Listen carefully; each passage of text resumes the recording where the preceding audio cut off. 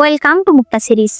আজকে আমি তোমাদের জন্য যে ড্রামাটা নিয়ে এসেছি তার নাম হলো ডেস্টিনি অফ লাভ। তো চলো শুরু করছি। ড্রামার শুরুতেই আমাদেরকে লুজু শহরের বড় রাজকুমারের ম্যানশন দেখানো হয়। এখানে বড় রাজকুমার তৈরি হচ্ছিল। তার সৈনিক জিফাং বলে, রাজকুমার, এখনো যদি আমরা না যাই তাহলে দেরি হয়ে যাবে। তখন আমাদেরকে রাজকুমারের চেহারা দেখানো হয়। এই হলো এই রাজ্যের বড় রাজকুমার, যার নাম চেনজিং। সে বলে, এখান থেকে রাজপ্রাসাদ 1.5 কিলোমিটার দূরে, তাই আমি এখন রওনা দিলেও দেরি হবে না। এরপর তারা যখন রাজপ্রাসাদ পর্যন্ত আসে তখন সে তার ছোট ভাই মানে এই রাজ্যের ছোট রাজকুমার ইউনুকে দেখতে পায়। সে বলে, ভাইয়া তুমি দেরি করে এসেছো। চেনজিং বলে, দেরি করে আসলে তুমি এখনো কেন বাইরে দাঁড়িয়ে আছো? মানে বাবা এখনো আমাদেরকে ডাকেনি। তখনই ইউনুক ডাক দিয়ে বলে, মহারাজ 2 রাজকুমারকে ভেতরে ডেকেছে। এরপর আমাদেরকে একটা মেয়েকে দেখানো হয়। এর নাম চাওমান মান। আমরা শুধু তাকে চাওমান বলে ডাকবো। চাওমান তার মামার সাথে একটা ছোট দোকান চালায়। এই দোকানটা মূলত বিয়ে শাদীর জিনিসপত্র এবং ফিউনারেলের জিনিসপত্র কেনাবেচার জন্য। আজ এখানে একজন লোক এসেছে, এনার নাম পেইয়ার। পেইয়ার বলে, আমি আপনার কাছে একটা কাজ নিয়ে এসেছি। সেটা হলো আমার বড় ভাই মারা গেছে। চাওমান বলে, আপনি কি ফিউনারেলের জিনিস কিনতে চান? সে বলে, না, আসলে আমার ভাইয়ের একটা ছেলে আছে, তবে সে অনেক ছোট। এখন বাড়ি সামলাচ্ছে আমার ভাবি, যেটা আমার একদমই পছন্দ না। আমি চাই বাড়ির দায়িত্ব যে কোনো ভাবে আপনি আমাকে দেবেন। চাওমান মনে মনে ভাবে, দেখো তো লোকটা কি পরিমাণ লোভী, ভাইয়ের সম্পত্তি সব একা চাইছে। তারপরও সে বলে, ঠিক আছে, এটা কোনো সমস্যা না, তবে এজন্য কিছু টাকা দরকার। সেই লোক তখন চাওমানকে কিছু টাকা দিয়ে দেয়। চাওমান বলে, আপনি চিন্তা করবেন না, এগুলো আমি সামলে নিব।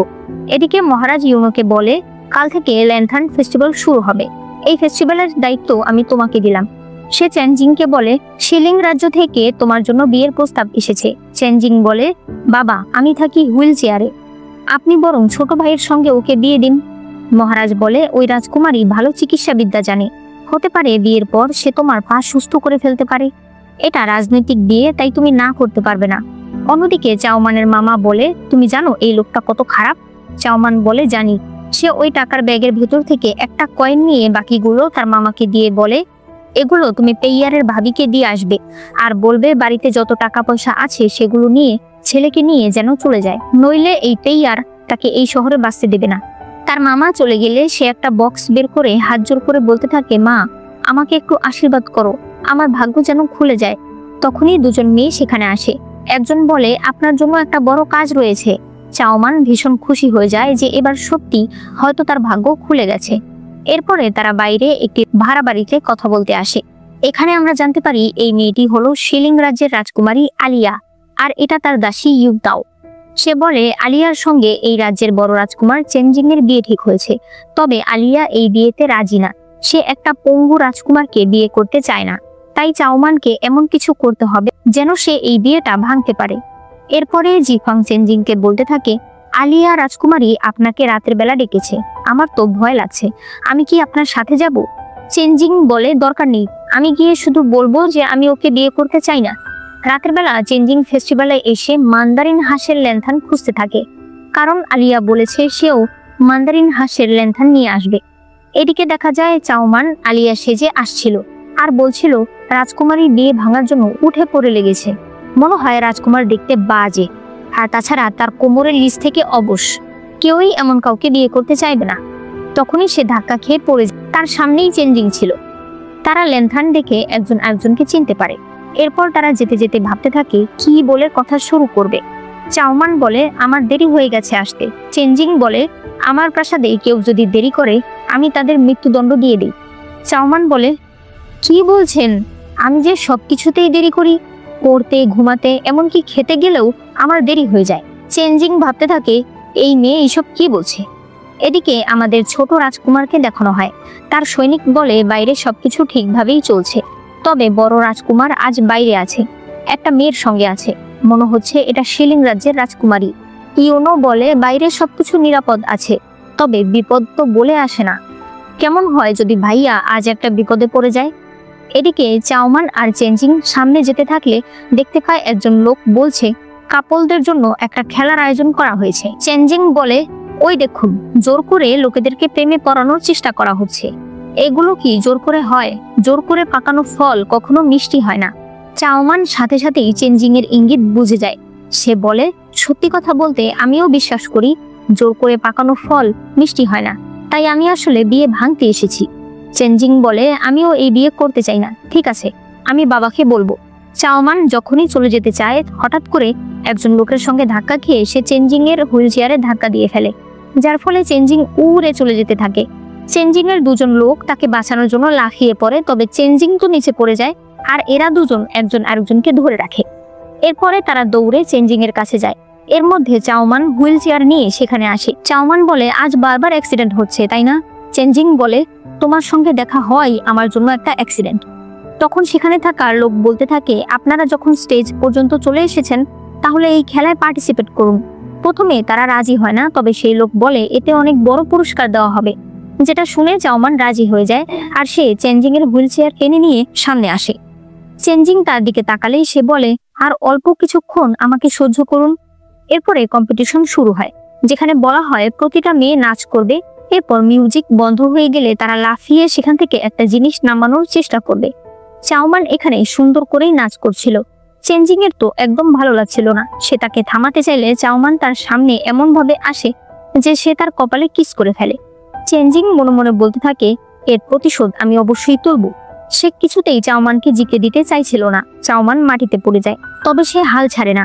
সে লাফিয়ে সেই জিনিসটা নিয়ে আসে। তখন তার মুখের কাপড়টা সরে যায়। চেঞ্জিং তার চেহারা দেখে ফেলে। তখন সেই লোক বলে, অভিনন্দন, আপনারা জিতে গেছেন। চাওমান বলে, আপনি যে বলেছিলেন পুরস্কার দেবেন।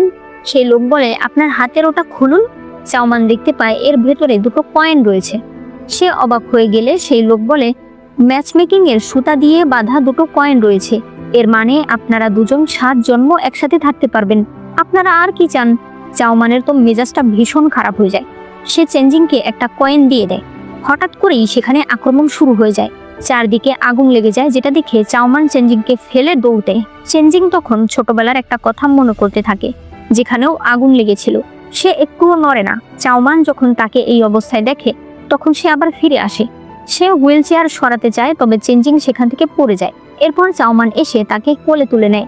ওই সময় চেঞ্জিং এর সৈনিকরা চলে আসে আর সেখানে তারা আতঙ্কবাদীদের সঙ্গে ফাইট করতে থাকে।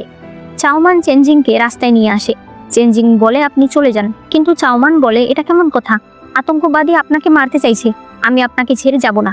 চেঞ্জিং তখন তার দিকে একটা পাথর ছুঁড়ে দিয়ে তাকে অজ্ঞান করে ফেলে। এরপর কোলে তুলে নিয়ে সেখান থেকে পালিয়ে যায়। আর আমরা বুঝতে পারি চেঞ্জিং আসলে হাঁটতে পারে। এরপর সে চাওমানকে একটা ভাড়া বাসার সামনে রেখে দরজায় টোকা দিয়ে চলে যায়। সেই দরজা থেকে বের হয় রাজকুমারী আলিয়ার দাসী ইউতাও। ইউতাও তাকে দেখে চিনতে পারে। এদিকে এই খবর ইউনোর কাছে আসার সাথে সাথেই সে তো প্রচন্ড রেগে যায়। সে বলতে থাকে, এই ফেস্টিভ্যালের দায়িত্ব আমার হাতে ছিল, তাই বাবার কাছে আমাকে ক্ষমা চাইতেই হবে। রাগে সে নিজের হাত জ্বালিয়ে ফেলে। পরদিন ইউনো তার বাবার কাছে ক্ষমা চাইছিল। তখন চেঞ্জিং বলে, বাবা, কাল আগুন লাগা একটা দুর্ঘটনা ছিল, তাই আমার মনে হয় না ইউনোকে এই বিষয়ে দোষ দেওয়া ঠিক হবে। মহারাজ বলে, লুকিয়ে তুমি শিলিং রাজ্যের রাজকুমারীর সঙ্গে দেখা করেছো, এটা কিন্তু খুব খারাপ, তবে আমি খুশি।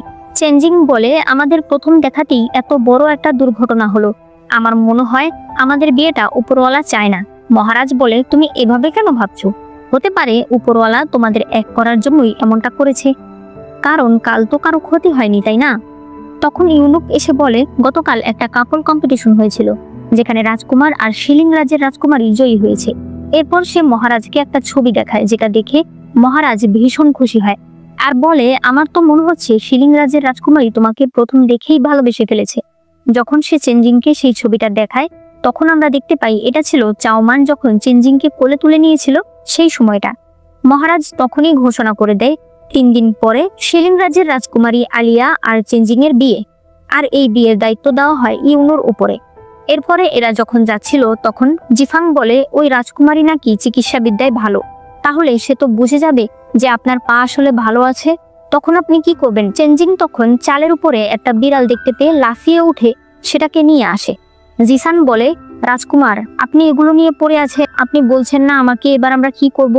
চেঞ্জিং বলে, এখন আমরা কিছু করতে চাইলে হিতে বিপরীত হতে পারে। রাজকুমারী বিয়ে করে আগে প্রাসাদে আসুক। অন্যদিকে চাওমানের জ্ঞান ফেরে। সে ধীরে ধীরে সামনে গেলে শুনতে পায় ইউতাও আলিয়াকে বলছে, এই মেয়েটা এখন আমাদের প্ল্যান সম্পর্কে জেনে গেছে। এখন মহারাজ আপনার বিয়ে ফিক্স করে ফেলেছে। 3 দিন পরে বিয়ে। এখন এই মেয়েটাকে আমরা কি করব? আলিয়া বলে, বিয়ে তো আমি করবই না, আমাকে সবকিছুই সামলাতে হবে, আর আগে সামলাবো এই মেয়েটাকে। এটা শুনে চাওমান দৌড়ে এসে বিছানায় শুয়ে পড়ে। ইউতাও ভেতরে এসে তাকে ডাকতে থাকে, তবে সে ওঠে না। আলিয়া বলে, ঠিক আছে, ও যখন উঠছেই না, তাহলে এক কাজ করো, ওকে নিয়ে একেবারে দাফন করে দিয়ে আসো। এটা শুনে চাওমান উঠে পড়ে।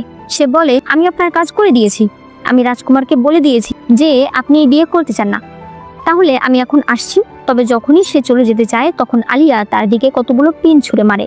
চাওমান বুঝতে পারে সে এখান থেকে পালাতে পারবে না। এরপরে তারা একসঙ্গে কথা বলছিল। চাওমান বলে, আমি বুঝতে পারছি আমি অন্যায় করেছি, এখনো তো 3 দিন সময় আছে, আমি আপনাকে কথা দিচ্ছি আপনার বিয়ে হবে না। তখন ইউতাও বলে, তুমি এসব কি বলছো? আমাদের শিলিং এর নিয়ম অনুযায়ী কেউ যদি বিয়ে না করে মারা যায়, তাহলে সে ভূত হয়ে যায়। চাওমান বলে, আমি এটা বলতে চাইনি, আমি জানি আপনি এই বিয়ে ভাঙতে চাইছেন, আপনি আমার উপর আরেকবার বিশ্বাস করুন, আমি অবশ্যই আপনার এই বিয়ে ভেঙে দেখাবো। এদিকে ইউনুর কাছে 2টো মাছ নিয়ে আসা হয়।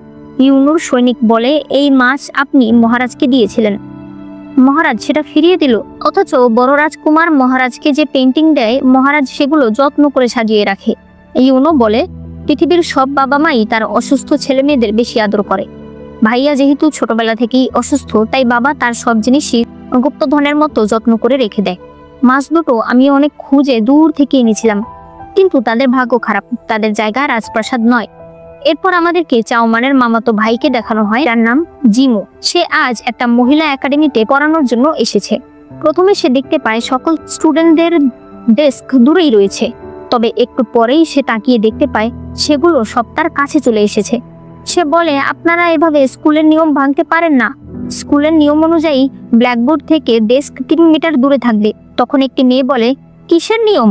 এই স্কুল আমাদের, অর্থাৎ আমি যা বলবো সেটাই স্কুলের নিয়ম। তাই সে আর কথা বাড়ায় না।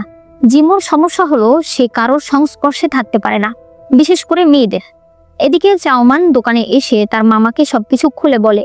তার মামা বলে, এই ইয়ারের টাকা নিয়ে তুমি বলেছিলে না তার ভাবি যেন এলাকা ছেড়ে চলে যায়, কিন্তু সে এই এলাকা ছেড়ে যাবে না, উল্টো সে আমাকেই হুমকি দিয়েছে।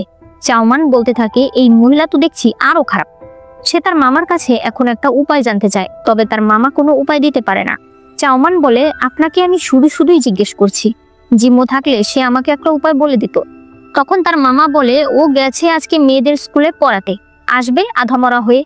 দেখা যায় জিম্মো যখনই স্কুল থেকে বের হয়, তখন মেয়েরা তাকে ধরে আর বলে, যাওয়ার জন্য এত তাড়াহুড়া কেন করছেন? আজকের পড়া আমি ভালো করে বুঝতে পারিনি, আর একবার বুঝিয়ে দিন না। জিম্মো প্রচন্ড ভয় পেতে থাকে, সে দৌড়ে পালাতে থাকে। এরপরে রাতের বেলা তারা এখন আলিয়ার বিয়ে কি করে ভাঙা যায় সেই নিয়ে কথা বলছিল। জিমো বলে, আমার কাছে একটা উপায় আছে, এইটা হলো রাজকুমারী আলিয়া, এইটা হলে তুমি। এরপর সে বাটি দুটো মিক্স করে বলে, এবার কি তুমি বলতে পারছো কোনটা তুমি আর কোনটা আলিয়া? এই বলে সে চলে যায়। চাওমান ডিম দুটো হাতে নিয়ে বলে, ভালো একটা বুদ্ধি দিয়েছো তো, মানে আমি রাজকুমারীকে বদলে দিতে পারবো। এরপরে সে এই প্ল্যান আলিয়াকে বোঝাতে থাকে। এখান থেকে রাজপ্রাসাদে যাওয়ার 3টা রাস্তা রয়েছে। একটা রাস্তায় আমরা পাথর আর ডালপালা কেটে বন্ধ করে দেব, আরেকটা রাস্তায় মৃত মানুষের শোক নিয়ে মানুষ কান্না করে যেতে থাকবে। এই 2 রাস্তা দিয়ে অবশ্যই বউ নেওয়া হবে না। রইল আর একটা রাস্তা, সেখানে আমি আগে থেকেই কিছু গুন্ডা ভাড়া করে রাখবো। তারা হঠাৎ করেই এসে ঝামেলা সৃষ্টি করবে, আর ওই সময় আমরা বউ বদলে দেব। ওই ফাঁকে আপনি পালিয়ে যাবেন, আর একটু পরে সেই মেয়েটাকেও আমরা নিয়ে আসব, আর সবকিছু সমাধান হয়ে যাবে। আলিয়া বলে, ঠিক আছে, এই প্ল্যান যদি কাজে আসে, আমি তোমাকে কথা দিচ্ছি, আমি তোমাকে অনেক টাকা দেব। চাওমান বলে, আপনি চিন্তা করবেন না, এখন সবকিছু আমার হাতে আছে। এরপরে 3 দিন পরে কথা মতো আলিয়া বউ সেজে তাদের রাষ্ট্রদূতকে সাথে নিয়ে রাজপ্রাসাদের দিকে যেতে থাকে। এদিকে চাওমান তার ভাড়া করা গুন্ডাদেরকে টাকা দিচ্ছিল আর বলছিল কোনো মারামারি প্রয়োজন নেই, শুধু একটু চিল্লাপাল্লা করে একটা বিশৃঙ্খলা সৃষ্টি করে দেবেন। তারপর যদি মনে করেন যে সামনে থেকে কেউ তলোয়ার নিয়ে আসে, সোজা পালিয়ে যাবেন। এদিকে চেঞ্জিং এর কাছে জিফাং এসে বলে, মেইন রাস্তা ব্লক হয়ে আছে। চেঞ্জিং বলে, আমি জানতাম, তুমি রাজকুমারীর কাছে যাও, তার যেন কোনো বিপদ না হয়। এদিকে আলিয়ার পালকি এই রাস্তায় আসার সাথে সাথে ইউতাও বলে, আমাদের রাজকুমারীর তৃষ্ণা পেয়েছে, তার জন্য পানি আনতে যাওয়া হয়। অন্যদিকে মহারাজ চেঞ্জিং এর সঙ্গে কথা বলতে আসে। সে বলে, তুমি মন খারাপ করে আছো কেন?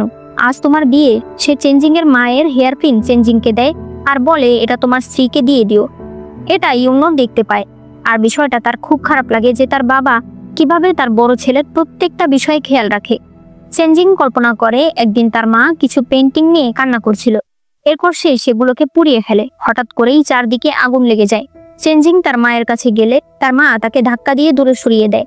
তবে এরপর চেনজিং কান্না শুরু করলে তার মা তাকে কোলে নিয়ে সেই ঘর থেকে বের হতে চায়। বর্তমানে চেনজিং এগুলো মনে করছিল। এদিকে চাওমানের প্ল্যান অনুযায়ী মিস্টার পেইয়ার তার লোকজন নিয়ে সেখানে আসে। তবে আলিয়ার রাষ্ট্রদূত এরসা যখন তার সৈনিক নিয়ে তার সামনে দাঁড়ায় তখন তারা ভয় পেয়ে চলে যায়। অর্থাৎ আলিয়া পালানোর সময় পায় না। আলিয়া বলতে থাকে, এখন কিছু একটা ভাবো। তখনই কিছু সন্ত্রাসীরা সেখানে চলে আসে। আলিয়া বলে, এটাও কি তোমার প্ল্যান নাকি? চাওমান বলে, হ্যাঁ, এটাও আমার প্ল্যান। এর মধ্যেই দুজন সৈনিক তাদের সামনে চলে আসে। তারা বুঝতে পারছিল না আসল বউ কোনটা, তাই তারা দুজনকেই মেরে ফেলতে চায়। তবে আলিয়া তাদের দিকে অজ্ঞান করার ওষুধ ছিটিয়ে দেয়। চাওমান যেহেতু প্রস্তুত ছিল না, তাই এই পাউডার তার গায়ে লেগে যায় আর তারও মাথা ঘুরতে শুরু করে। আলিয়া নিজের জন্য পোশাক নিয়ে সেখান থেকে পালিয়ে যেতে থাকে। ওই সময় আরো একজন সৈনিক চাওমানকে মারতে আসে, মানে আসল বউকে মারতে আসে। তবে জিফাং এসে তাকে সরিয়ে দেয়। বুঝতেই পারছো, এই কালো পোশাক পরা লোকটা কিন্তু ইউনোর লোক। জিফাং তার সঙ্গে অনেক ফাইট করে। তখন সেই লোক সেখান থেকে পালিয়ে যায়। ইউতাও চাওমানকে গাড়িতে তোলে। সে তাকে ডাকতে থাকে, তবে চাওমান ঘুমের ঘরে ছিল। এরসা আবারও গাড়ি নিয়ে যেতে থাকে। তারা সরাসরি চেনজিং এর মেনশনে চলে আসে। ইউনো বলে, ভাইয়া, আমি নতুন বউকে নিয়ে আসছি। নিয়ম অনুযায়ী চেনজিং এর তাকে কোলে করে নিয়ে আসার কথা ছিল, তবে যেহেতু সে তো এটা পারবে না, তাই ইউনো বউকে কোলে করে নিয়ে আসতে থাকে। এরপর দেখা যায় রাত হয়ে গেছে। আলিয়া ছেলেদের পোশাক পরে নদীর পাড়ে এসেছে এবং সে বলছিল, অবশেষে আমি এদের হাত থেকে মুক্তি পেলাম। ওই সময় জিমো সেখানে আসে। সে বলতে থাকে, চাওমানের তো এখানেই আসার কথা ছিল, ও কোথায় গেল? সে আলিয়াকে কথা বলতে শোনে, তাই সে তার কাছে গিয়ে বলে, তুমি কি চাওমানের কথা বলছো? তবে আলিয়া তাকে দেখে ভয় পেয়ে যখন সরে যেতে চায়, তখন সে পড়ে গিয়ে একটা পাথরের সঙ্গে মাথায় আঘাত পায়। জিমো তার কাছে গিয়ে তাকে ভাই ভাই বলে ডাকতে থাকে। আলিয়া একটু চোখ মেলে বলে, তুমি কে? এরপর সে আবার অজ্ঞান হয়ে যায়। এদিকে চাওমানের জ্ঞান ফিরলে সে টেবিলে গিয়ে একটু ওয়াইন খায়। তখনই পেছন থেকে চেনজিং সেখানে আসে। চাওমান বলে, আপনি কি করতে চাইছেন? চেনজিং বলে, বিয়ের ওয়াইন খাবো, তারপরে কাপড় চোপড় খুলে বিছানায় যাব। আমি তো নিজের কাজ নিজে করতে পারি না, তাই তুমি যদি। চাওমান বলে, একদমই না। চেনজিং বলে, আমি বলার আগেই না। চাওমান বলে, আমাদের নিয়ম অনুযায়ী আমরা ওয়াইন এভাবে খাই না, আমরা পুরো কেটলি সহ খাই। তার নিয়ত ছিল চেনজিংকে বেশি করে ওয়াইন খাইয়ে তাকে ঘুম পাড়িয়ে সে পালিয়ে যাবে। ওইদিকে জিমো পিঠে করে আলিয়াকে তাদের দোকানে নিয়ে আসে। সে তাকে বসালে তার বাবা বলে, তোর অসুখ ভালো হয়ে গেছে, তুই একটা মেয়েকে নিয়ে এসেছিস। জিমো যখন বুঝতে পারে এটা মেয়ে, তখন সে অজ্ঞান হয়ে পড়ে যায়। তার বাবা আলিয়াকে দেখে চিনতে পারে।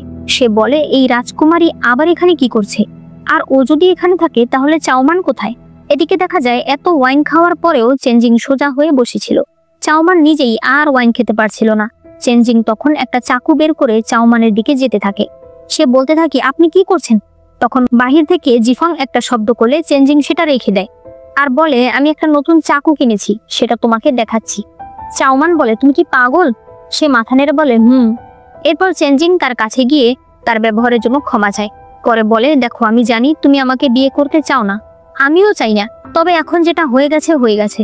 আমি সর্বোচ্চ চেষ্টা করব তোমাকে মুক্ত করে দেওয়ার। এখন আপাতত কয়েকটা দিন তোমাকে এখানে থাকতে হবে। এর মধ্যে 3টা শর্ত আছে। প্রথম হলো, আমি জানি আমি দেখতে অনেক হ্যান্ডসাম, তাই তুমি কিন্তু আমাকে ভালোবাসতে যাবে না। দ্বিতীয় হলো, আমাদের প্রত্যেকের আলাদা আলাদা কাজ থাকতে পারে, তাই আমরা কারো কাজে দখল দেব না। তৃতীয় হলো, আজ তুমি সোফায় ঘুমাবে আর আমি বিছানায়। তবে দেখা যায় চাওমান অলরেডি ঘুমিয়ে পড়েছে। চেনজিং রেগে বলে, ওঠো বলছি। আলিয়া, ওঠো। তবে সে তো ঘুমিয়ে পড়েছে, তাই চেনজিং সেখান থেকে চলে যায়। এদিকে ইউনোর সৈনিক তাকে বলে, আমি আমার কাজ ঠিক মতো করতে পারিনি, আমি রাজকুমারীকে কিডন্যাপ করতে পারিনি। রাজকুমার, আমি নিজেই গিয়ে নিজেকে 20টা চাবুকের আঘাত দিচ্ছি। ইউনো বলে, 20টা না, 50টা। সৈনিক চলে যায়। এদিকে চেনজিং জিফাং এর সঙ্গে কথা বলছিল। সে বলে, রাজকুমারী কি করে অসুস্থ হয়ে গেল?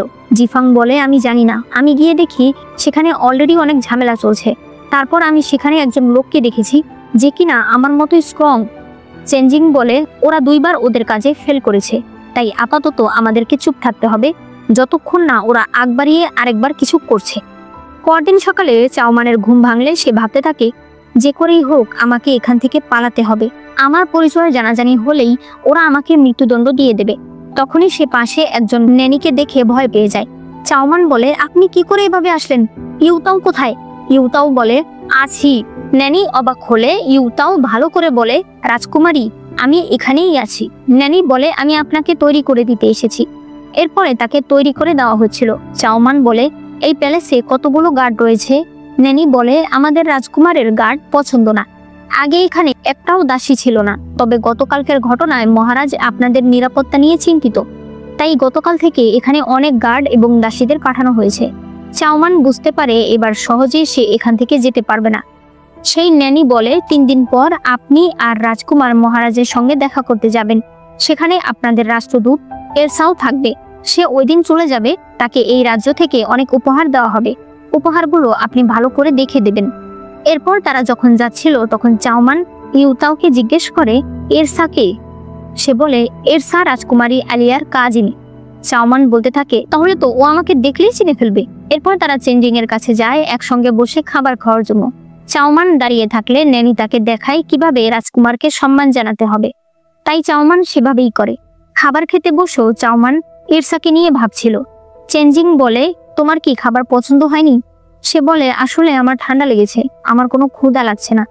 তবে সত্যি কথা বলতে তার পেটে কিন্তু ভীষণ ক্ষুধা ছিল। চেঞ্জিং পেয়ে যায় সুযোগ। সে বলে, ঠিক আছে, খিদে না থাকলে তুমি গিয়ে বরং বিশ্রাম নাও। চাওমান মনে মনে বলতে থাকে, কেমন শয়তান, আমাকে একটু খেতেও দিল না।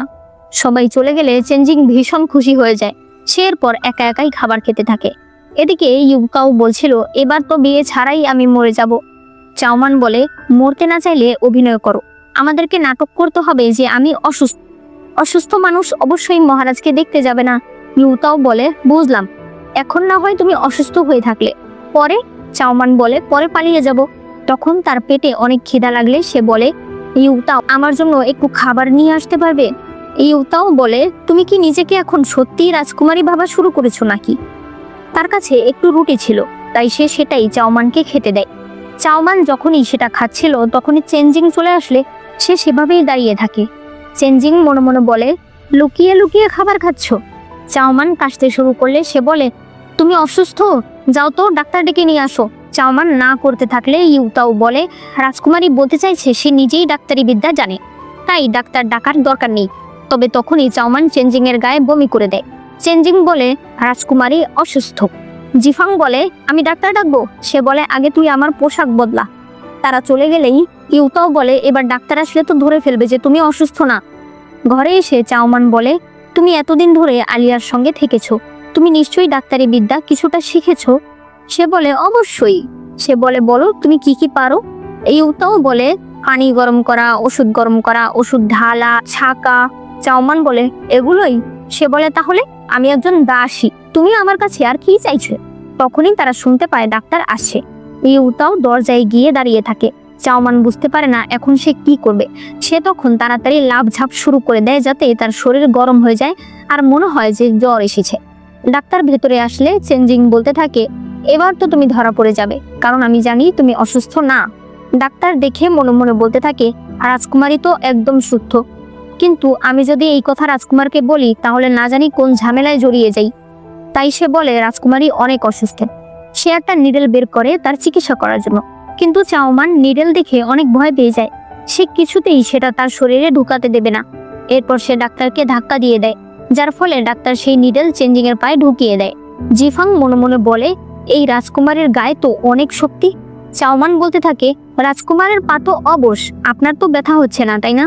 চেঞ্জিং বলে, অবশ্যই, কোনো ব্যথা লাগছে না। এরপরে তারা বাইরে আসলে যখন সব দাসেরা চলে যায় তখন চেঞ্জিং তার পা ঘষতে থাকে, পরে দাঁড়িয়ে লাফাতে থাকে, এরপর আবার বসে পড়ে। জিফাং বলে, রাজকুমার সত্যি কি ব্যথা করছে না? সে বলে, সামান্য একটা নিডেলে কি ব্যথা করবে? এরপর চাওমান ডাক্তারকে বলতে থাকে, আপনি এবার আসতে পারেন, কারণ আমি সুস্থ হয়ে গেছি।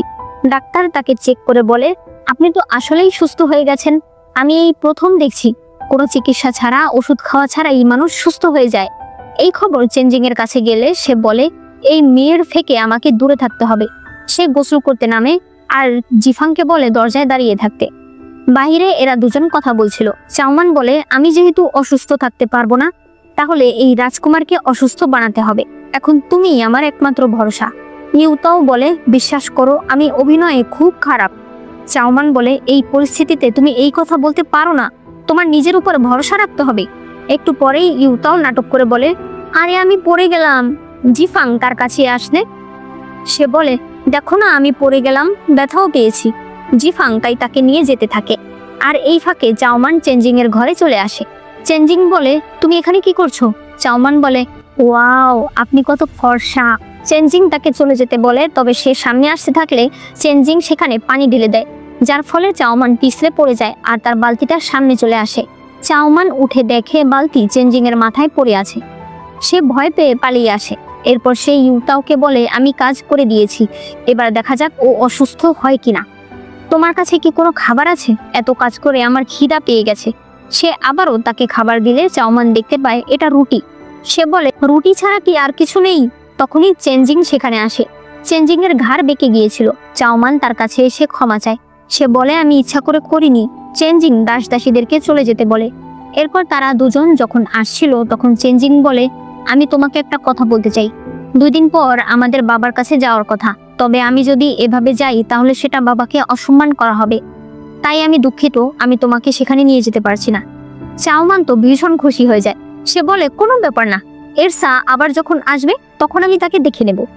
তখন সেখানে কিছু ফুলের পাপড়ি উড়ে আসলে চেঞ্জিং ধরতে যায়, তবে চাওমান তাকে না করতে গিয়ে ধাক্কা দিয়ে ফেলে। চেঞ্জিং পড়ে যায়। চাওমান তাকে উঠাতে যেতে চাইলে চেঞ্জিং মনে মনে বলে, বারবার আমাকে ফেলে দেওয়া। সেও তাকে টেনে নিচে ফেলে, তবে এতে তাদের কিস হয়ে যায়। চেঞ্জিং এজন্য চাওমানের কাছে ক্ষমা চায়।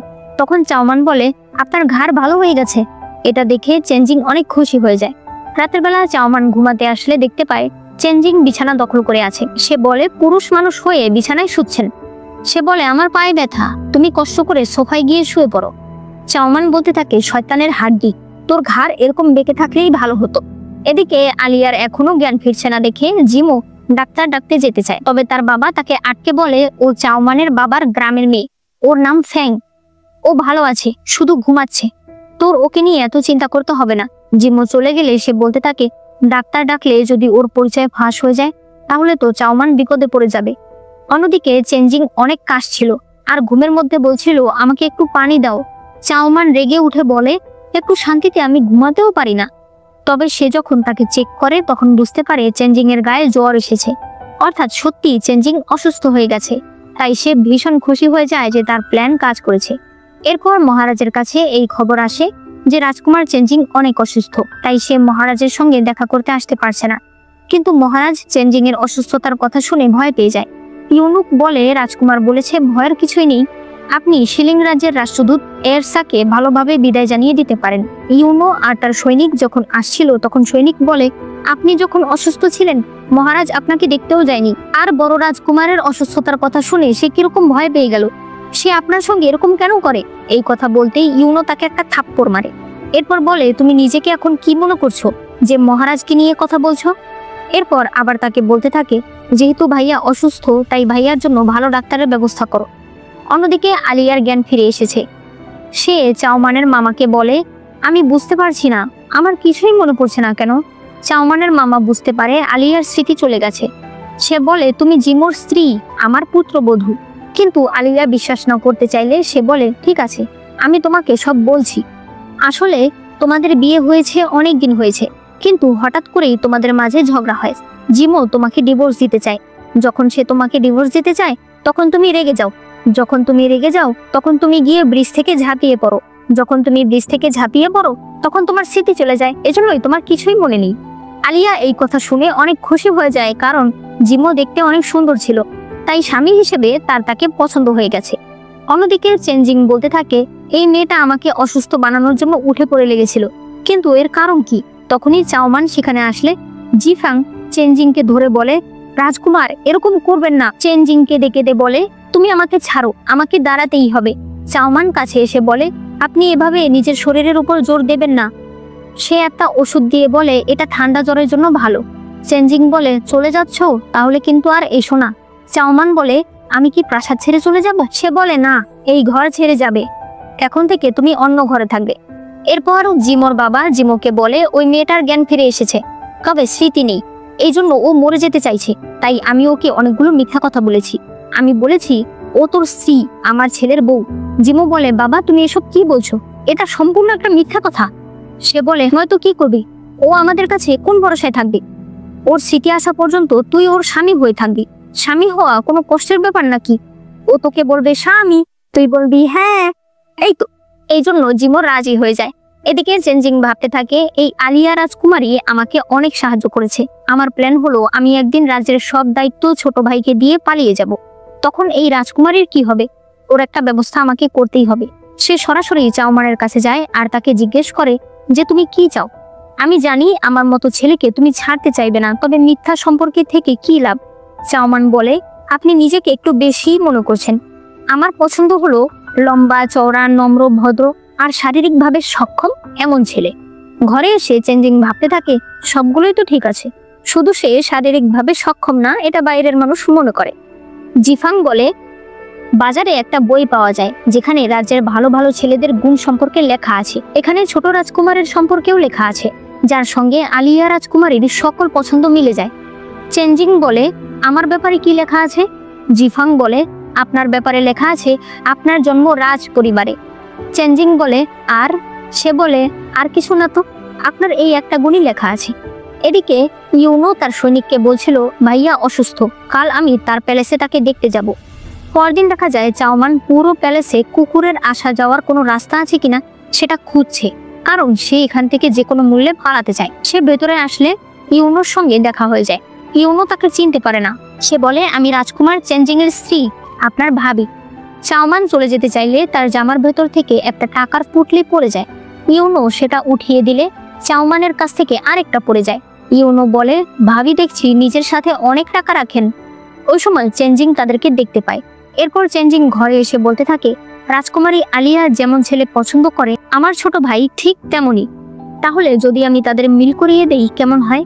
জিফাং বলে, কি বলছেন এসব? উনি আপনার স্ত্রী।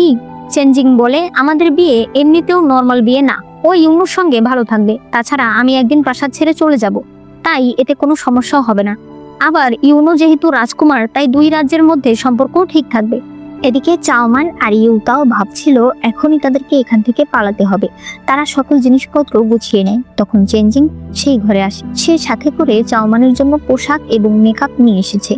চেঞ্জিং নিজে তাকে সুন্দর করে মেকআপ করে দেয়। এরপরে তারা দুজন ইউনোর কাছে আসে। এখানে চেঞ্জিং চাওমানকে ইউনোর কাছে বসতে বলে। এরপরে সে ইউনোর ব্যাপারে বলতে থাকে যে তার কি কি গুণ রয়েছে। পরে সে চাওমানের ব্যাপারে বলতে থাকে। এরা দুজন তো কিছুই বুঝতে পারে না যে চেঞ্জিং তাদের এত প্রশংসা কেন করছে। চেঞ্জিং বলে, আমার ছোট ভাই লেখাপড়ায় কবিতায় অনেক ভালো, সে দুই একটা কবিতার নামও বলে। তখন চাওমান বলে, আমি একটা কথা বলি, আমি আবার লেখাপড়ায় অত ভালো না, তাই আপনারা কথা বলুন, আমি আসছি। সে চলে যায়। এতে তো চেঞ্জিং এর প্ল্যান একদম নষ্ট হয়ে যায়। চেঞ্জিং ইউনোকে বলে, তোমাকে আমাকে একটা বিষয়ে সাহায্য করতে হবে। ইউনো জিজ্ঞেস করে, কোন বিষয়? এখানেই সিন কাট হয়ে যায়। এরপর চেঞ্জিং আবারও চাওমানের ঘরে আসে। সে বলে, আমরা ভাইয়েরা মিলে একটা গ্যাদারিং এর আয়োজন করেছি, তোমাকে সেখানে যেতে হবে। চাওমান বলে, আপনার তো একটাই ভাই, যাই হোক, পার্টি আমার ভালো লাগে না, তাই আমি যাব না। চেঞ্জিং বলে, আমরা স্বামী স্ত্রী, তাই তোমাকে তো যেতেই হবে।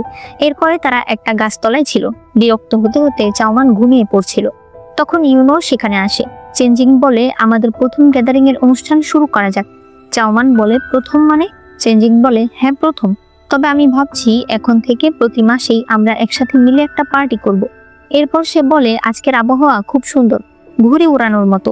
ছোট ভাই, আমার তো পায়ে সমস্যা, তুমি রাজকুমারীকে নিয়ে ঘুরে উড়াও। ইউনো ভীষণ অবাক হয়ে যায়।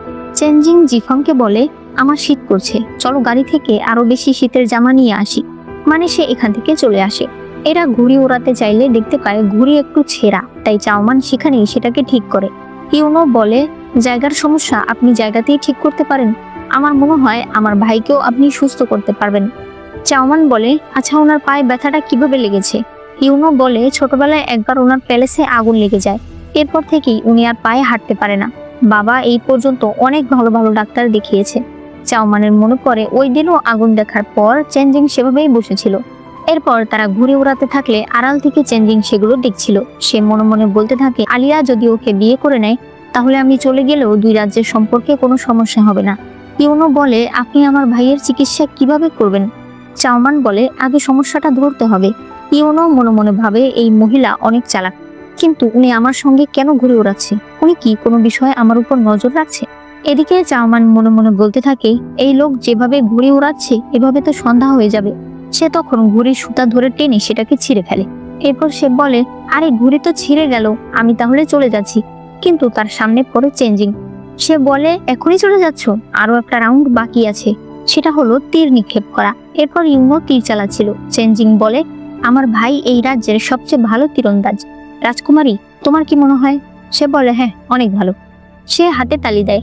চেঞ্জিং বলে, আমার ভাই কিন্তু আরো অনেক শট জানে। সে বলে, তোমার একটা ইউনিক শট দেখাও রাজকুমারীকে। ইউনো তখন জামার ভেতর থেকে একটা জেট বের করে, যেটার উপরে মেঘের ছবি আঁকা ছিল, যা দেখে চাওমান অনেক অবাক হয়ে যায়। ইউনো তীর ছুঁড়ে সেটা ভেঙে ফেলে। ওই সময় বাতাসে সেখানে বেড়াটা পড়ে যেতে থাকলে চাওমান সেটাকে আটকায়, এতে সে হাতে ব্যথা পায়। সে রেগে চেঞ্জিংকে বলে, একটা ফালতু গ্যাদারিং এর আয়োজন করেছেন, এইসব দেখানোর কোনো দরকার আছে? শুধু শুধু এত সুন্দর জেটটা নষ্ট হয়ে গেল। সে জেটটাকে হাতে নিলে তার মনে পড়ে এই রকমই প্যাটার্ন তার মায়ের দেওয়া সেই বক্সটার উপরে আছে। সে মনে মনে ভাবতে থাকে, আমার মায়ের ওই বক্সের সঙ্গে কি রাজকুমার ইউনোর কোনো সম্পর্ক আছে? ঘরে এসে সেই ইউতাওকে বলে যে সে এখন আর এখান থেকে পালাতে চায় না, কারণ তার মায়ের একটা বক্স রয়েছে যেটা সে খুলতে পারে না, আর তার উপরের প্যাটার্নের সঙ্গে রাজকুমার ইউনুর জেডের প্যাটার্নের মিল রয়েছে। তাই যদি সে এখানে থাকে তাহলে হয়তো এই বিষয়ে কোনো ক্লু পেতে পারে, আর ওই বক্স খুলতে পারলেই সে তার বাবার ব্যাপারে জানতে পারবে। তখনই চেঞ্জিং সেখানে আসে। সে তার হাত দেখে বলে, এখনো এটাতে কোনো ওষুধ লাগাওনি? সে তাকে বসিয়ে তার আঘাতে ওষুধ লাগিয়ে দেয়। চাওমান বলে, আমি আপনার স্ত্রী, আপনাকে বাঁচাতে যদি আমি একটু আঘাত পাই সেটা কোনো সমস্যা না, তবে এর বিনিময়ে আমি একটা জিনিস চাইছি, আমি কি এই বাড়ি থেকে যে কোনো সময় বাইরে যেতে আসতে পারবো? চেঞ্জিং রাজি হয়ে যায়। রাত্রেবেলা চাওমান কিছু জিনিসপত্র নিয়ে তাদের দোকানে আসে আর বলতে থাকে, নিজের বাড়ির মতো কোথাও শান্তি নেই।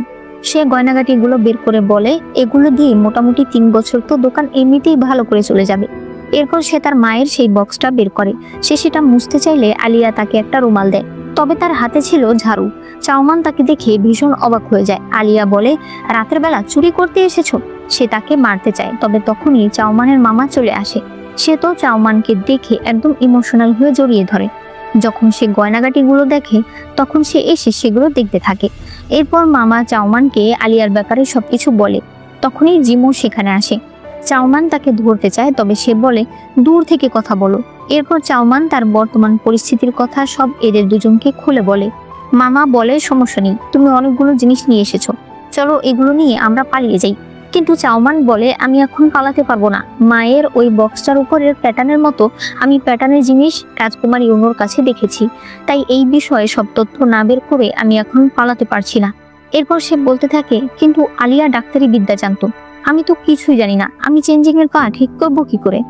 তার মামা বলে, এটা কোনো ব্যাপার হলো নাকি, তুই শুধু পা ধরে টিপে দেখবি, তারপরে কিছু ভিটামিন লিখে বলবি যে হয়ে গেছে, তুই দেখাবি তুই চেষ্টা করছিস।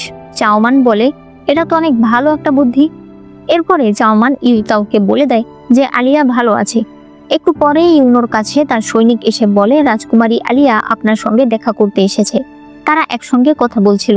চাওমান বলে, গতকালকে আপনার কাছে একটা জেট দেখেছিলাম, ওপরে মেঘের ছবি আঁকা ছিল, আপনি কি বলতে পারেন ওটা আপনি কার কাছ থেকে বানিয়েছেন?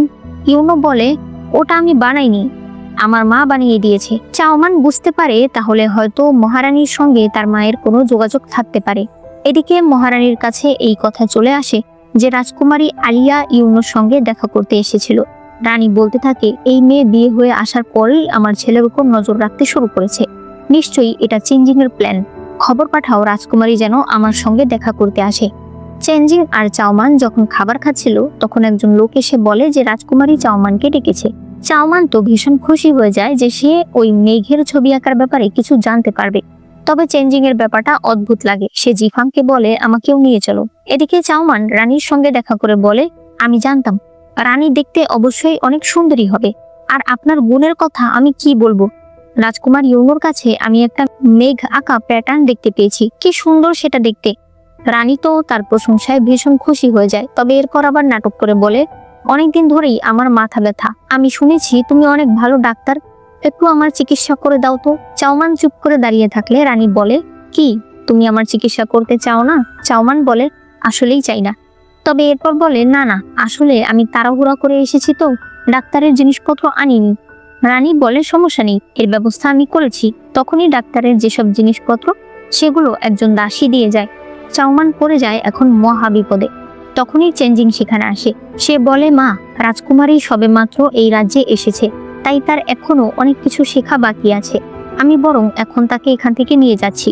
মহারানী বলে, আসলে আমার মাথা ব্যথা করছে, তাই আমি রাজকুমারীকে ডেকেছিলাম যেন সে আমার চিকিৎসা করে। চাউমান বলে, আমি আপনার আগের সমস্যাগুলোর ব্যাপারে জানি না, এতদিন আপনি কি ওষুধ খেয়েছেন তাও জানি না, তাই আমার মনে হয় আগে একটু এই বিষয়ে জানা উচিত। মহারানী বলে, তুমি আমাকে দেখতে চাইছো না, নাকি তুমি আসলে ডাক্তারি বিদ্যা জানোই না? চাউমান মনে মনে বলে, যাই হোক, কিছু একটা এখন করতেই হবে। সে প্রথমে রানীর পালস চেক করে, এরপরে তার ঘাড়ে একটা রুমাল রেখে মাসাজ করতে করতে বলে, আমি এখন যে জায়গাটা মাসাজ করছি এর নাম বাইহুই পয়েন্ট। আপনার যখনই মাথা ব্যথা করবে আপনি এই জায়গাটায় মালিশ করবেন। বাইহুই পয়েন্টের নাম শুনে চেঞ্জিং এর কিছু একটা সন্দেহ হয়।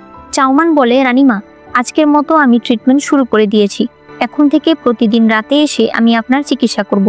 রানী বলে, ঠিক আছে, 3 দিনের মধ্যে যদি তুমি আমার মাথা ব্যথা না সারাতে পারো তাহলে কিন্তু এর শাস্তি দেওয়া হবে। চাউমান আর চেঞ্জিং এরপর বাইরে চলে যায়। রানী উঠে বলতে থাকে, আমিও দেখি তোমরা এমন কাউকে কিভাবে সুস্থ করো যার কিনা কোনো সমস্যাই নেই।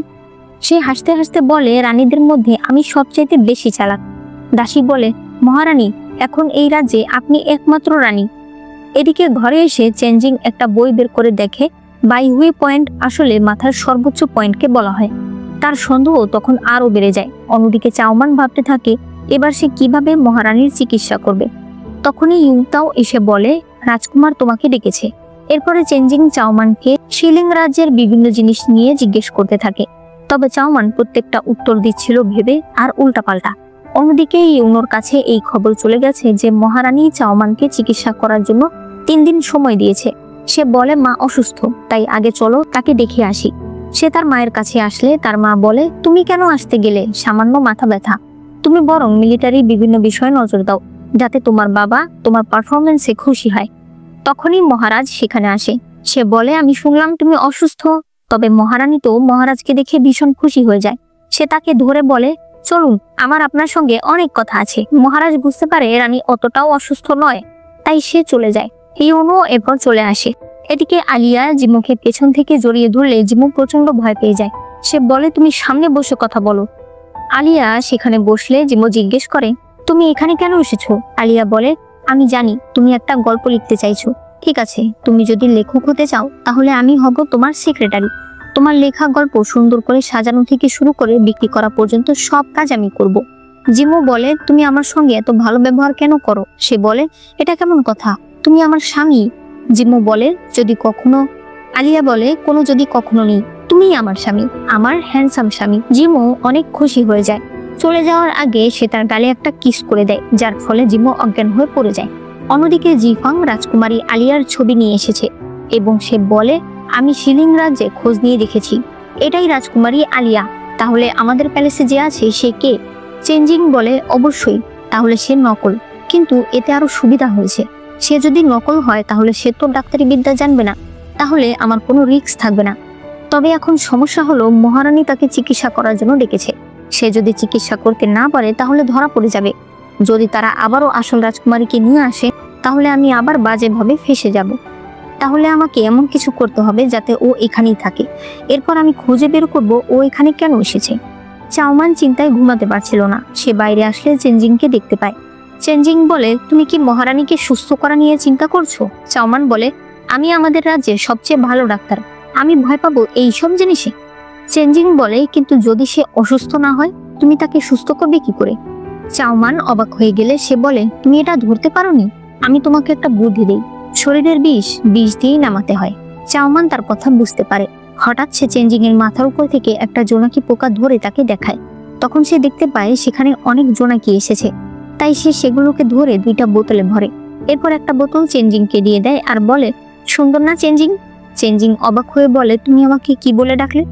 সে বলে, রাজকুমার, আমাকে ক্ষমা করে দিন, হঠাৎ করে মুখ থেকে বেরিয়ে গেছে। সে বলে, সমস্যা নেই, আসলে আমার নাম ধরে কেউ ডাকে না তো। চাউমান চলে যেতে থাকলে চেঞ্জিং তাকে ধন্যবাদ দেয়। এরপর ঘরে এসে সেই জোনাকি দেখতে থাকে আর চাউমানের কথাগুলো মনে করতে থাকে।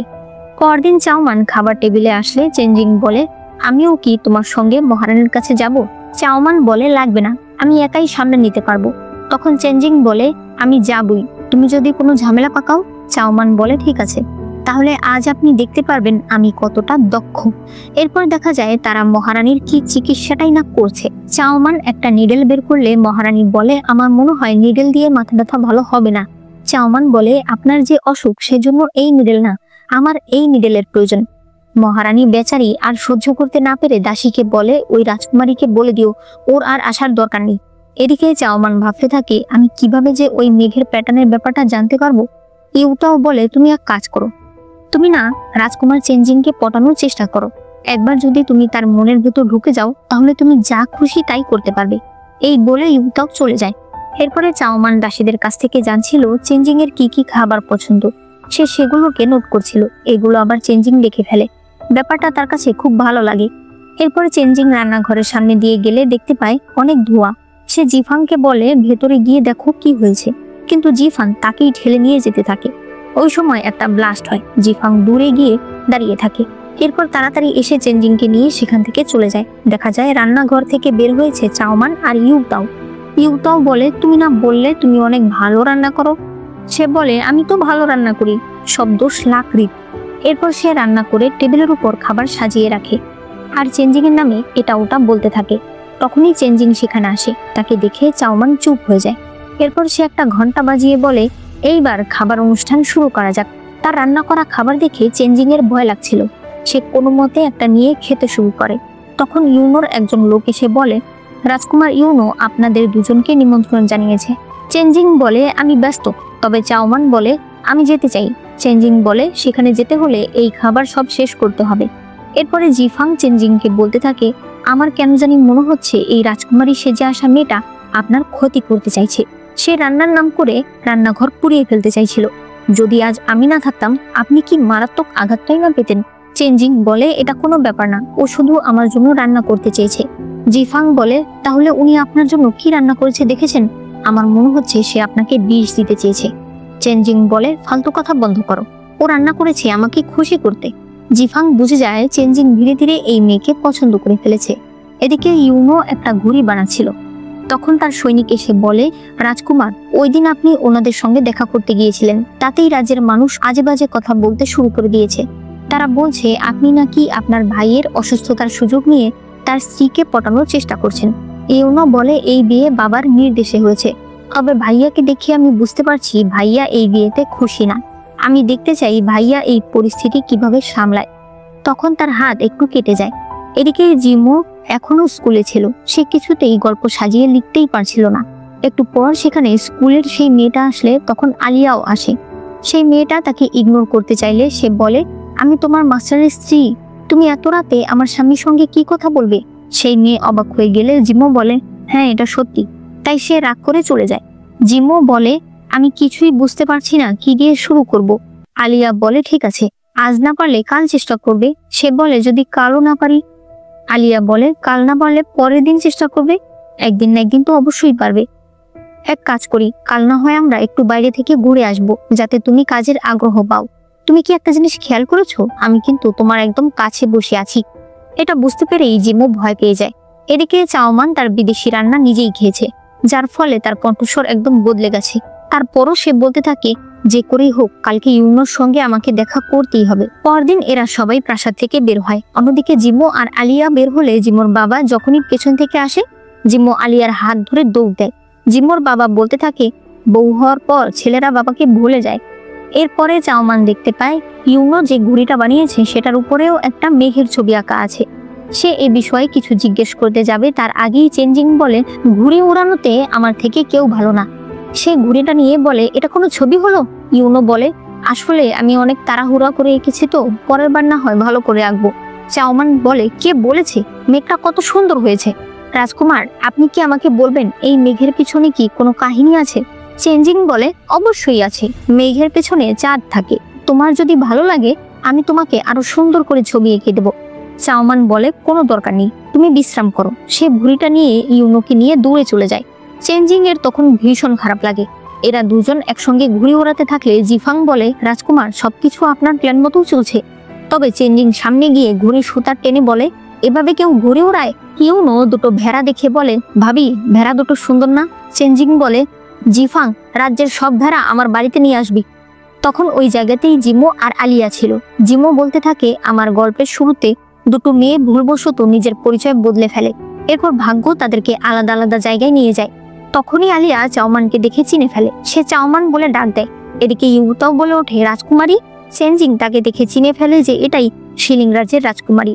তবে তখন জিমো আলিয়াকে নিয়ে চলে যায়। চাওমান ইউতাওকে বলে, আমি তোমাকে বলেছিলাম আমার বিয়ে হয়ে গেছে, এখন তুমি আমাকে রাজকুমারী না ম্যাডাম বলে ডাকবে। ইউনো বলে, মনে হচ্ছে ওই মেয়েটা আপনাকে ডাকলো। চাওমান বলে, আপনি ভুল শুনেছেন। চেঞ্জিং বলে, চলো একটা বিশ্রামের জায়গায় যাই। এদিকে এরা দুজন একটা পাহাড়ের উপরে চলে এসেছে। আলিয়া বলে, আজকে যাকে দেখলাম ওটা চাওমান না? জিম্মু বলে, চাওমানই। চাওমানের আশেপাশে ওর শ্বশুরবাড়ির লোকেরা আর বন্ধুরা আছে। আলিয়া বলে, তুমি তো গল্পটা শেষ করলে না। সে বলে, তোমার আমার গল্প ভালো লাগে? সে বলে, অবশ্যই। তখন সে কতগুলো তারা দেখে বলে, এই তারাগুলোর নাম কি? জিমো তারাগুলোর নাম বলে আর বলে যে এগুলো আকাশে সবচেয়ে বেশি জ্বলে। আলিয়া বলে, আমার কাছে তো সবচেয়ে উজ্জ্বল তারা তুমি, তোমার রূপ তারার মতোই ঝলমল করে। জিমো ভীষণ খুশি হয়ে যায়। তখনই তারা দেখতে পায় আকাশ থেকে তারা খসে পড়ছে, যেটা দেখে তারা অনেক খুশি হয়ে যায়। আলিয়া বলে, তুমি খেয়ালই করনি, আমি কিন্তু তোমার হাত ধরেছি। এটা বুঝতে পেরে জিমো অজ্ঞান হয়ে পড়ে যায়। অন্যদিকে এরাও তারা দেখে উইশ করতে শুরু করে। চাওমান এটা দেখে খুশি হলে ইউনো তারার ব্যাপারে আরো অনেক কিছু বলতে শুরু করে। তখন চেঞ্জিং বলে, অ্যাস্ট্রোনমিতে এটাকে অশুভ মানা হয়। চাওমান রেগে গেলে সে বলে, আমার কথা বিশ্বাস না হলে ইউনোকে জিজ্ঞেস করে দেখো। চাওমান বলে, তারা তো তারাই, তারার আবার ভালো খারাপ আছে? নিজেদের দোষ, নিজেদের খারাপ ভাগ্যকে তারার উপরে চাপিয়ে দেওয়াই মানুষের কাজ। এরপর সে এই জন্য তারার কাছে ক্ষমা চাইতে থাকে, যেটা দেখে ইউনোর ছোটবেলার কথা মনে পড়ে যায়। ছোটবেলায় একটা মেয়ে তাকে বলেছিল, আমি হলাম তারা আর তুমি হলে মেঘ, তবে এখন আমরা ছোট, যখন তুমি বড় হয়ে যাবে তখন তোমাকে দেখেই মানুষ ভয় পাবে, তখন তোমার কাউকে দেখে ভয় পেতে হবে না। একটু পর চাওমান দেখতে পায় ইউনোর হাতে আঘাত। সে এরপর একটা লাল ফিতা দিয়ে সেটা বেঁধে দেয়, ঠিক যেরকম ভাবে ছোটবেলায় ওই মেয়েটাও তার হাতে বেঁধে দিয়েছিল। এদেরকে দেখে চেঞ্জিং এর মাথা ঘুরছিল। এরপরে জিমোর কণ্ঠে আমাদেরকে বলা হয়, ওই দুটো মেয়ের মধ্যে শাওহুয়া নামে মেয়েটিকে তার স্বামী ভালোবাসতে শুরু করে, সেও তার স্বামীকে ভালোবাসতে শুরু করে।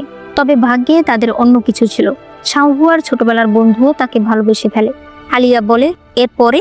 জিমো বলে, এরপরে কি লিখবো আমি এখনো ভাবিনি। আলিয়া তখন আবারও তাকে একটা কিস করে, যার সাথে সাথে জিমো আবারও অজ্ঞান হয়ে পড়ে যায়। এদিকে ইউনো ছোটবেলার সেই ফিতাটাও বের করে দেখে, আর কিভাবে ছোটবেলায় চাওমান এই ফিতা দিয়ে তার হাত বেঁধে দিয়েছিল এই সব কিছুই মনে করে। সে বলতে থাকে, আমি তোমাকে কোথায় কোথায় খুঁজেছি, কিন্তু তুমি তো আসলে শিলিং রাজ্যের রাজকুমারী ছিলে। সে তার সৈনিককে দিয়ে চাওমানের জন্য একটা নিমন্ত্রণ পত্র পাঠিয়ে দেয়। এরপর সে বলতে থাকে, আমি জানি না তোমার কি এখনো আমার কথা মনে আছে কিনা। এদিকে ইউতাও সেই নিমন্ত্রণ পত্র নিয়ে আসে আর বলে, এটাই তোমার জন্য সুযোগ, ওই মেঘের প্যাটার্নের ব্যাপারে খোঁজ নেয়ার। চাওমান বলে, আচ্ছা বলো তো ছেলেরা কি জিনিস পছন্দ করে? ইউতাও বলে, ছেলেরা 3টা জিনিস পছন্দ করে, তলোয়ার, ঘোড়া আর ব্রথাল। এই কথা আমাকে জিফাং বলেছে। চাওমান চেঞ্জিং এর কাছে এসে বলে, আমি বাইরে যাচ্ছি। চেঞ্জিং বলে, তোমার যেখানে খুশি যাও, আমাকে বলতে হবে না। সে চলে গেলে জিফাং বলে, ওনাকে অনেক খুশি দেখাচ্ছে, মনে হয় আবারও রাজকুমার ইউনুর সঙ্গে দেখা করতে যাচ্ছে। আপনার প্ল্যান কিন্তু সফল হচ্ছে, চলুন আমরা ঘুমাতে যাই। চেঞ্জিং উঠে বলে, এত তাড়াতাড়ি কেউ ঘুমায়? সে হেঁটে যেতে থাকে। এদিকে চাওমান ছেলেদের পোশাক পরে ইউনুর কাছে আসে। সে বলে, চলুন আজ আপনাকে একটা মজার জায়গায় নিয়ে যাই। এরপর তারা একটা ব্রথালে আসে। চাওমান বলে, দেখুন তো কোনো মেয়ে পছন্দ হয় নাকি? ইউনো বলে, আমি অলরেডি একজনকে পছন্দ করি। চাওমান এরপরে তাকে একটা টিপা বাজিয়ে শোনায়। তখন দেখা যায় চেঞ্জিং সেখানে এসেছে, তবে সে এসেছে মেয়েদের পোশাক পরে। সে বলতে থাকে, দেখতো পরপুরুষের জন্য পিপা বাজাচ্ছে। এরপর তারা দুজন বাদাম খেতে থাকলে চেঞ্জিং বলতে থাকে, আমার বাড়িতে কি বাদামের অভাব আছে? মানে সে হিংসায় একেবারে শেষ হয়ে যাচ্ছিল। একটু পরে সে স্টেজে গিয়ে ডান্স শুরু করে। চাওমান বলে, মনে হচ্ছে এই মেয়েটাকে দেখেছি। এদের দুজনকে কাছাকাছি দেখে চেঞ্জিং তার পাখাটা তাদের মাঝখানে ছুড়ে দেয়। সেটা ঘুরে আবার কার হাতে চলে আসে। এরা দুজন এরপর বাইরে চলে যায়। চেঞ্জিংও নিজের পোশাক বদল করে বাইরে চলে আসে। সে জিফাংকে বলে, তুমি আমাকে ছেড়ে দাও, আমি একাই চারদিকটা ঘুরে দেখি। অন্যদিকে চাওমান ইউনুকে বলতে থাকে, মেঘের ছবি আঁকা জিনিসগুলো দেখতে অনেক সুন্দর, তাই না? ইউনো বলে, আপনার যদি মেঘের ছবি আঁকা জিনিস পছন্দ হয় তাহলে আমার বাড়িতে এরকম অনেক জিনিস আছে, আমি আপনাকে পাঠিয়ে দেব। চাওমান এতে ভীষণ খুশি হয়ে যায়। এরপর ইউনো চাওমানকে বলছিল, এখানে মেকআপ দেখতে পারেন, এখানকার মেকআপ অনেক ভালো। দূর থেকে চেঞ্জিং বলতে থাকে, হ্যাঁ আমার বাড়ির মেকআপ তো আর ভালো না।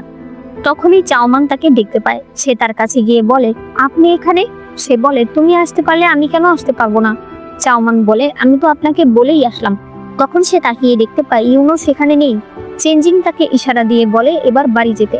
তাই চাওমান তার হুইল চেয়ার ঠেলে নিয়ে যেতে থাকে। এদিকে জিফং ঘরে এসে চেঞ্জিংকে খুঁজতে থাকে।